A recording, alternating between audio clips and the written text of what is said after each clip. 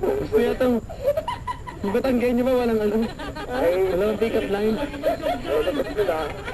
Panay lang ang barik mo eh. Batanggenyo ka ba? Pampanda, nasa po yung elepante nagtatago. Oh, ika nakakita naman nun. Tanong mo kay pare, narinig ko na ba yun? Alin? Elepante nagtatago? Ikaw man nakakita ka naman ng elefante yung nagtatako sa highway. Hindi pa. Ay, hindi pa. Hindi ka ba nakakita? Hindi pa. Paano mo makikita yung nakatako nga eh? Nabiktima mo ako dun, Ito matindi. James, may maitanong ko lamang sa iyo, no?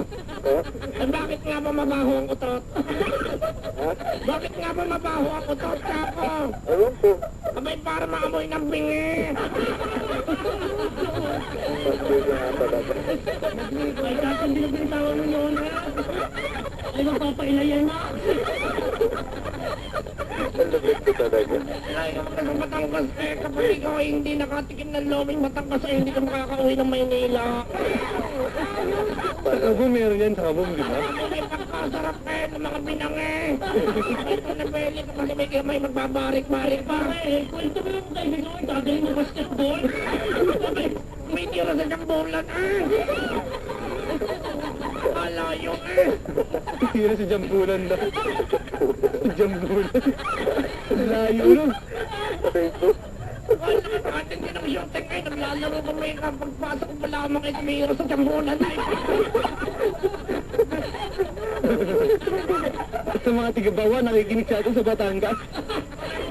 Batangas, eh. May nababarik-barik dyan eh. Kapag kayo hindi nakabarik kayo, magwawala. Magpapailayak eh. Ay, magpapababa na. Ay! Te! Ito na, may mihil pa dito, no? Ano yan, alis? Pinabitawan mo na. Bet, sana damit ka na lang daw. Bakit? Para pwede kitang sukat kung bagay ka sa akin. Ito. Walang katapusan, ano?